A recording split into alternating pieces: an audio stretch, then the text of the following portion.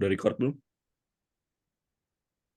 Ini udah di record tuh, tinggal lagi ulang lagi aja. Oh, tutup Assalamualaikum Pet. warahmatullahi wabarakatuh. Kami dari kelompok satu dan akan menjelaskan mengenai manajemen pengelolaan keuangan.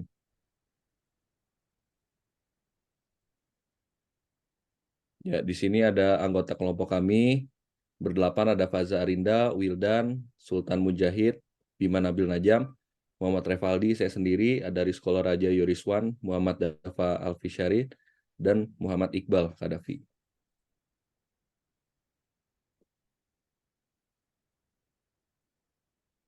Baik, kita masuk kepada pembahasan yang pertama, yaitu latar belakang. Di sini digaris besarkan menjadi 5 poin. Kita akan membahas yang pertama, yaitu pentingnya manajemen keuangan di dalam bisnis.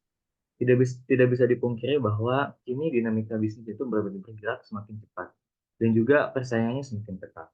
Hal ini menekankan bahwa peran vital manajemen keuangan itu semakin penting. Nah, bisnis itu sekarang sering mengalami tantangan dalam mengelola keuangan. Hal ini tercermin dari tingginya tingkat kegagalan.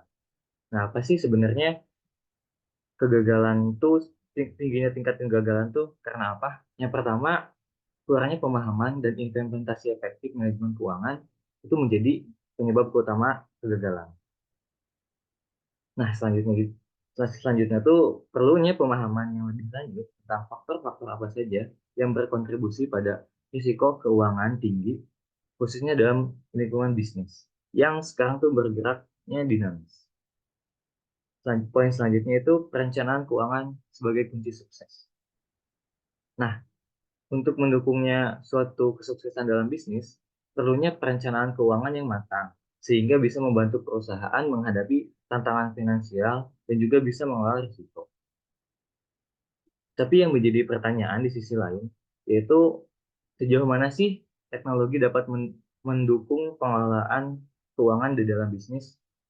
Nah, kita berlanjut pada poin selanjutnya, yaitu inovasi dalam manajemen keuangan. Sekarang ini tren dan inovasi dalam manajemen keuangan, khususnya di dalam bisnis itu menjadi sebuah sorotan. Dan balik lagi kepada sebelumnya, bahwa apakah inovasi-inovasi tersebut bisa mengatasi tantangan keuangan, khususnya di dalam bisnis? Maka dari itu, um, kita akan kupas tuntas di dalam presentasi ini. Poin yang terakhir yaitu solusi untuk keberlanjutan bisnis. Nah, yang pertama kita perlu pemahaman yang mendalam. Nah, dari pemahaman yang mendalam itu diharapkan bahwa hal tersebut bisa membawa solusi atau rekomendasi untuk meningkatkan kinerja keuangan dan keberlanjutan di dalam bisnis. Tidak hanya itu, kita juga dituntut untuk mengasah kemampuan adaptasi kita di dalam lingkungan bisnis yang selalu berubah-ubah. Next. Nah, kita maju ke pembahasan selanjutnya, yaitu manajemen keuangan. Next. Pembahasan pertama yang akan dibahas yaitu keuangan sebagai sebuah bidang studi. Kita masuk pada poin pertama, yaitu definisi keuangan. Nah, keuangan itu adalah gabungan seni dan ilmu. Itu tuh menurut Gitman tahun 2003.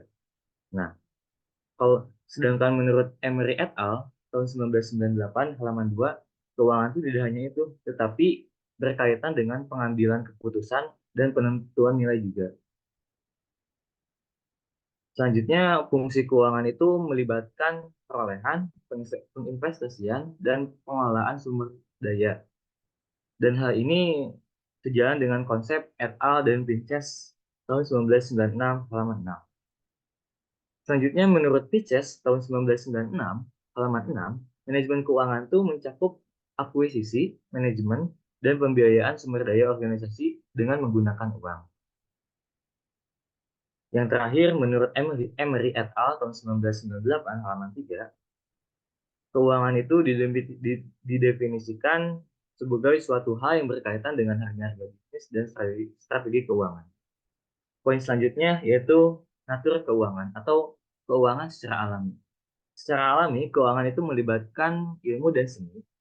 juga mencakup keterampilan dan pengalaman, serta konsep, teori, dan model tentang ilmu keuangan. Tidak hanya itu, keuangan secara alami juga melibatkan transfer uang antara individu, perusahaan, dan pemerintah, serta berfokus pada pasar, lembaga, instrumen, dan proses keuangan. Poin selanjutnya itu signifikansi keuangan. Nah, keuangan ini secara dalam membahas sebuah keuangan yang akan membantu individu dalam membuat keputusan keuangan yang baik.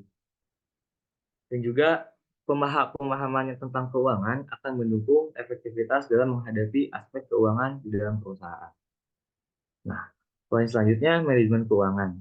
Manajemen keuangan ini adalah suatu hal atau suatu konsep yang menerapkan prinsip keuangan dalam organisasi. Manajemen keuangan bertujuan untuk menciptakan dan mempertahankan nilai melalui pengambilan keputusan dan manajemen sumber daya yang tepat. Ini dikutip menurut pendapat Emery et al. Tahun 1998, halaman 3. Next.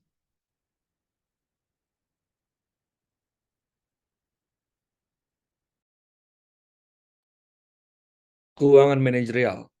Manajer keuangan penting untuk kelancaran bisnis. Semua departemen seperti akuntansi, sistem informasi, manajemen, pemasaran, dan operasi perlu memiliki pemahaman dasar tentang fungsi keuangan.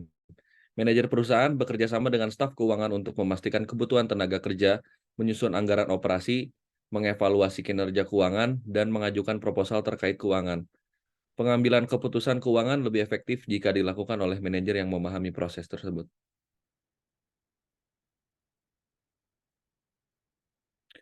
Di sini ada 3 fungsi keuangan manajerial. Pertama ada pengorganisasian fungsi keuangan. Fungsi keuangan manajemen bergantung pada beberapa besar badan usaha. Bisnis kecil biasanya memiliki departemen akuntansi untuk mengelola keuangan, namun seiring berkembangnya bisnis, fungsi keuangan secara perlahan berkembang menjadi departemen terpisah. Pilihan tentang investasi jangka panjang, pembagian jangka panjang, dan keputusan manajerial adalah fungsi keuangan penting. Yang kedua ada hubungan keuangan dengan ilmu ekonomi. Manajer keuangan perlu memahami teori ekonomi dan dampak berbagai aktivitas serta kebijakan pada ekonomi. Mereka harus mampu menggunakan teori ekonomi sebagai panduan dalam menjalankan bisnis, termasuk dalam analisis permintaan, penawaran, strategi memaksimalkan laba, dan teori harga. Prinsip analisis marginal yang mengacu pada pengambilan keputusan keuangan dengan mempertimbangkan biaya tambahan menjadi aspek utama dalam manajemen keuangan. Yang ketiga ada kegiatan kunci dari manajer keuangan. Manajer keuangan memiliki tugas utama dalam analisis dan perencanaan keuangan, termasuk pengambilan keputusan mengenai investasi, pendanaan, dan dividen. Mereka melibatkan pemantauan keadaan keuangan perusahaan, mengevaluasi potensi peningkatan atau penurunan produksi, serta menentukan dana diperlukan untuk mendukung operasional analisis. Analisis menggunakan neraca dan laporan laba rugi sebagai dasar. Tugas manajer keuangan juga mencakup keputusan investasi, termasuk penentuan jenis dan jumlah aset perusahaan.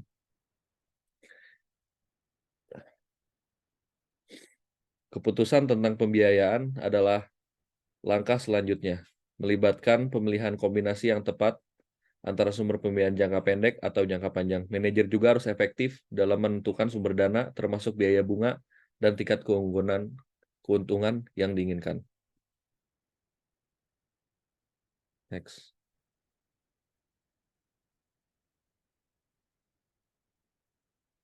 Tujuan manajemen keuangan. Manajer keuangan bertujuan memaksimalkan nilai organisasi, diukur dengan harga saham. Langkah-langkah diambil untuk meningkatkan harga saham yang mencerminkan hasil resiko bisnis dan arus kas. Meskipun profit tidak mencerminkan uang yang dimiliki pemegang saham, meningkatkan earning per share dapat meningkatkan dividen. Economic value digunakan sebagai pengukuran apakah suatu investasi positif atau negatif terhadap kesejahteraan pemilik saham. Dengan investasi EVA positif meningkatkan nilai saham. Next.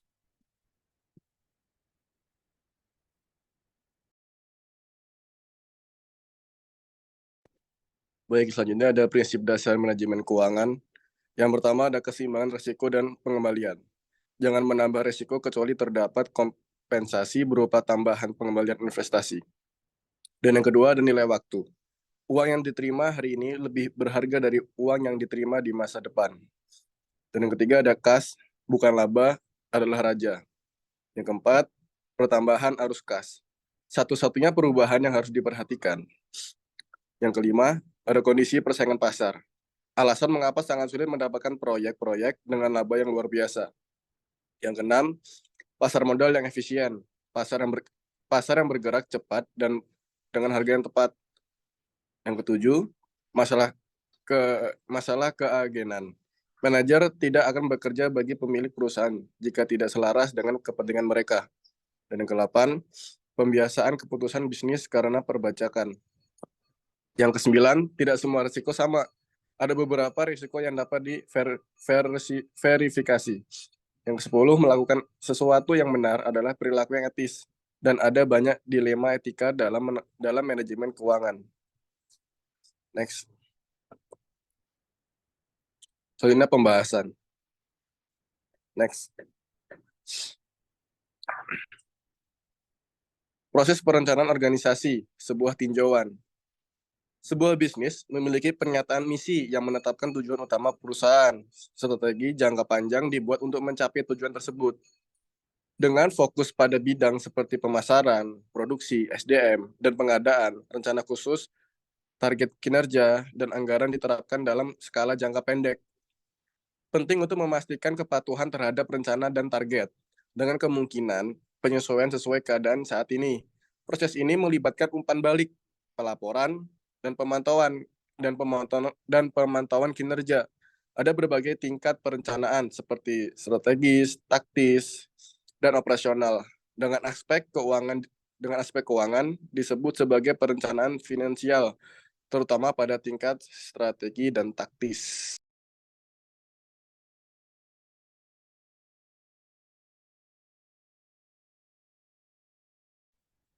Proses perencanaan organisasi sebuah tinjauan, penggunaan dan penggunaan anggaran. Anggaran dapat diterapkan di berbagai tingkat pengelolaan, terutama dalam perencanaan keuangan dengan jangka waktu 1 tahun atau kurang. Meskipun sering dianggap sebagai rencana keuangan, anggaran dapat bersifat kuantitatif, mencakup aspek seperti jam kerja, pembelian bahan, atau penjualan. Anggaran memberikan perkiraan jumlah pengeluaran atau penerimaan sebagai hasil dari rencana tindakan.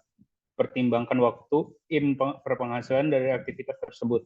Meskipun tidak semua anggota organisasi terlibat langsung dalam penyusunan anggaran, dampaknya dapat dirasakan oleh semua anggota. Manajer bertanggung jawab menyusun dan memastikan pencapaian anggaran dalam bidang tugasnya. Anggota tim bertanggung jawab memastikan kegiatan mereka sesuai dengan nilai dan harapan yang tercantum dalam anggaran keseluruhan.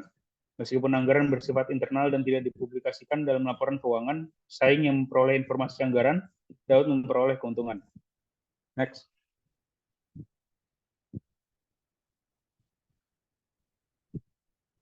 Proses persiapan anggaran, prinsip umum. Anggaran diterapkan pada berbagai tingkat, terutama dalam periode 1 tahun.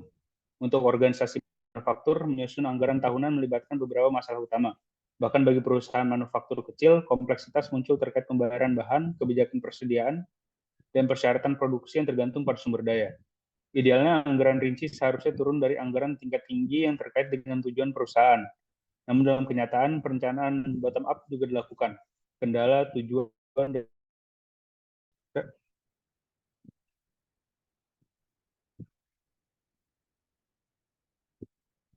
perkiraan biaya. Pertama adalah metode rekayasa. Sistem penilaian perilaku biaya penelitian mengaitkan hasil penelitian dengan input yang dibutuhkan, terutama dalam proses produksi yang lebih efisien dengan peningkatan signifikan.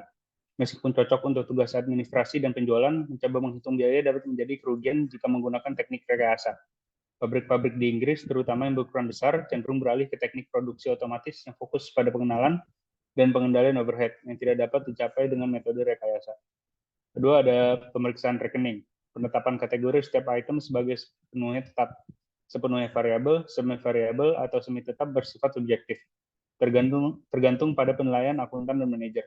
Meskipun mungkin didasarkan pada data masa lalu, keputusan manajerial harus diambil menghadapi ketidakpastian dan kompleksitas masa depan. Pemeriksaan metode ini dapat menghasilkan keputusan yang tidak masuk akal dan berpotensi memiliki konsekuensi signifikan. Oleh karena itu, metode ini tidak disarankan untuk digunakan dalam pengambilan keputusan manajemen.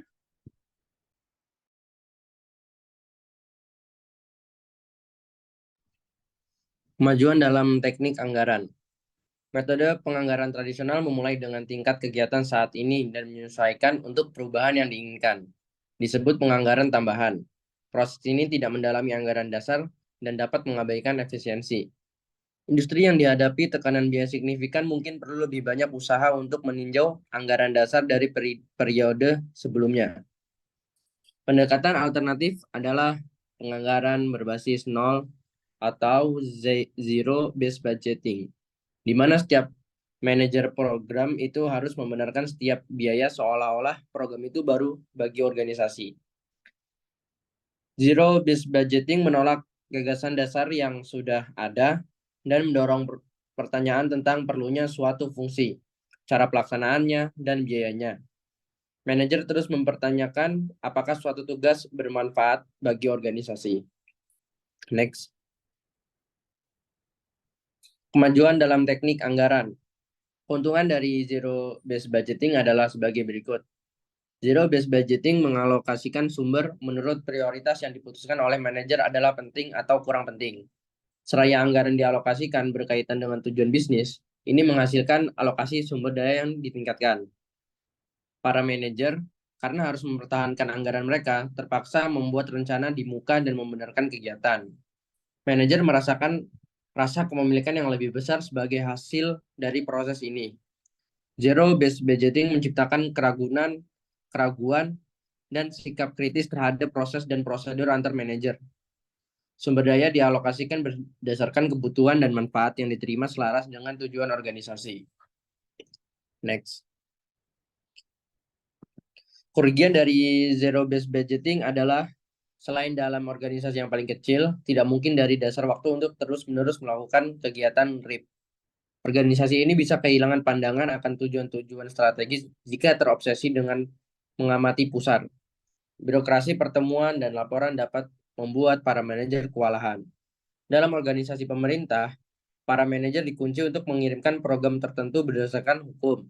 Meskipun hal ini hendaknya tidak membuat mereka mempertanyakan metode pengiriman untuk mencari efisiensi. Dalam beberapa organisasi, kegiatan sangat saling berkaitan dan sulit untuk dipisahkan. Di sebuah universitas, misalnya, staf dapat mengajar dalam beragam mata pelajaran, sehingga menutup salah satu mata pelajaran mungkin tidak mencapai banyak atau mungkin sama sekali tidak praktis. Selanjutnya ada kebutuhan untuk sistem pengukuran kinerja yang efektif. Yang pertama ada tantangan pengukuran sistem kinerja. Banyak penulisan baru-baru ini membahas kelemahan sistem pengukuran kinerja yang terfokus pada hasil finansial dan jangka pendek. Yang kedua, ada pendekatan holistik Kaplan. Kaplan tahun 1983 menyoroti aspek non-keuangan dari kontrol kinerja, termasuk kualitas, tingkat saham, fleksibilitas, hubungan pelanggan dan pemasok, efisiensi, dan produksi singkat. Yang ketiga ada pembaruan manajemen keuangan Otley tahun 2001. Menyatakan bahwa manajemen keuangan menjadi ketinggalan zaman pada pertengahan 1980-an. Dan mendukung pendekatan manajemen keuangan yang lebih berorientasi pasar seperti yang diusulkan oleh penulis seperti Johnson dan Kaplan. Yang terakhir ada tren populer analisis nilai pemegang saham atau SPA. Cooper et al. Tahun 2002 menekankan popularitas analisis nilai pemegang saham SPA di perusahaan unggulan. Meskipun potensi keuntungan SPA tidak terlalu terlihat karena perusahaan tidak terlalu menggunakan standar yang sama, beberapa teknik nilai pemegang saham termasuk FVA dan SPA digunakan, dan hasil pengguna tampaknya tidak meningkatkan secara signifikan. Lanjut. Next. Case study PT Telkom. Next. Sini ada kinerja keuangan PT Telkom. Yang pertama ada likuiditas. Current ratio. Current ratio-nya itu pada tahun 2020 sekitar 66,9%, tahun 2021 adalah 88,6%, tahun 2022 sekitar 78%. Yang kedua ada quick ratio. Tahun 2020-nya 65,5%, tahun 2021-nya 87,5% dan tahun 2022 76,6%. Yang kedua ada solvabilitas. Debt to asset ratio-nya pada tahun 2020 ada sekitar 51%, 2021 ada 47,5%, 2022 ada 45,8%, dan yang terakhir ada DER yang tahun 2020-nya ada sekitar 104,3%, yang 2021 ada 90,7%, dan yang terakhir 2022 ada 84,4%. Oke, selanjutnya ada profitabilitas. Yang pertama ROE-nya di tahun 2020 12%, 2021 12,2%, 2022 10,1%. Di ROI-nya 2020 24,5%, 2021 23,4%, 2022 18,5%. Nah, dari aktivitas ini PAT-nya 0,55 kali tahun 2020, 2021-nya 0,52, 2022 0,54 kali. FET-nya dari 2020 2,93 kali, 2021 2,34 kali, 2022 2,668 kali. Nah, tadi angka-angka itu maksudnya apa sih? Yang pertama dari likuiditas. Nah, dari rasio likuiditas itu perusahaan cenderung mengalami peningkatan dari tahun 2020 ke tahun 2021 dan dari tahun 2020 ke tahun 2022. Meskipun terdapat penurunan antara 2021 dan 2022, namun penurunan tersebut tidak signifikan. Hal ini menunjukkan bahwa PT Telkom Indonesia berada dalam kondisi likuid yang baik. Nah, dari solvabilitas. Nah, rasio solvabilitas ini menunjukkan kinerja yang baik dari perusahaan. Perbandingan rasio utang terhadap total aktiva dan rasio utang terhadap modal menunjukkan penurunan dari tahun 2020 hingga 2022.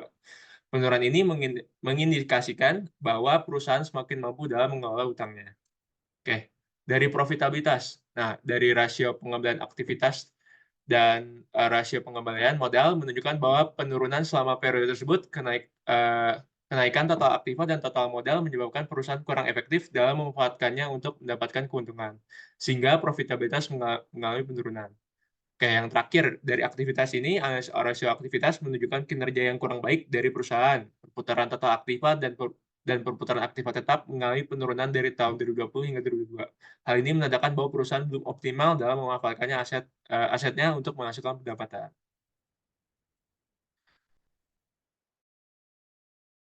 Baik, sekarang kita masuk kepada kesimpulan dan saran. Next. Di sini ada 5 kesimpulan dan ada 5 saran. Dari yang kesimpulan, satu, pentingnya manajemen keuangan. Manajemen keuangan yang efektif dan terarah merupakan fondasi bagi pertumbuhan dan keberlangsungan sebuah entitas.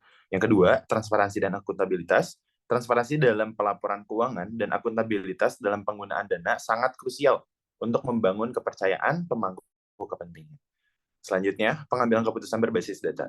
Kinerja keuangan yang optimal tercapai melalui analisis data yang cermat dan pengambilan keputusan yang berdasarkan informasi yang akurat. Selanjutnya, pengelolaan risiko finansial. Identifikasi dan mitigasi risiko keuangan merupakan bagian penting dari manajemen keuangan yang efektif. Dan yang terakhir adalah keterlibatan pemangku kepentingan. Di sini melibatkan pemangku kepentingan termasuk manajemen, karyawan, dan investor dalam perencanaan keuangan dapat menghasilkan strategi yang lebih holistik. Next, sarannya. Yang pertama, penyusunan anggaran yang realistis. Buat anggaran yang realistis dan fleksibel untuk mengakomodasi perubahan kondisi pasar dan kebutuhan bisnis. Yang kedua, investasi yang cermat. Lakukan investasi dengan bijak, dengan mempertimbangkan risiko dan potensi pengembalian sesuai dengan tujuan jangka panjang entitas tersebut. Yang selanjutnya, pemantauan kinerja terus-menerus. Monitor secara berkala kinerja keuangan dengan indikator kunci yang relevan untuk mengidentifikasi perubahan dan membuat penyesuaian yang diperlukan. Selanjutnya, pelaporan yang jelas dan tepat waktu. Pastikan pelaporan keuangan dilakukan secara jelas, tepat waktu, dan sesuai dengan regulasi yang berlaku. Dan yang terakhir adalah pengembangan sumber daya manusia. Berinvestasi dalam pengembangan keterampilan, keuangan karyawan, dan tim manajemen guna meningkatkan pemahaman dan kemampuan dalam manajemen keuangan. Next. Oke, terima kasih banyak atas perhatiannya. Kami dari kelompok 1. Assalamualaikum warahmatullahi wabarakatuh.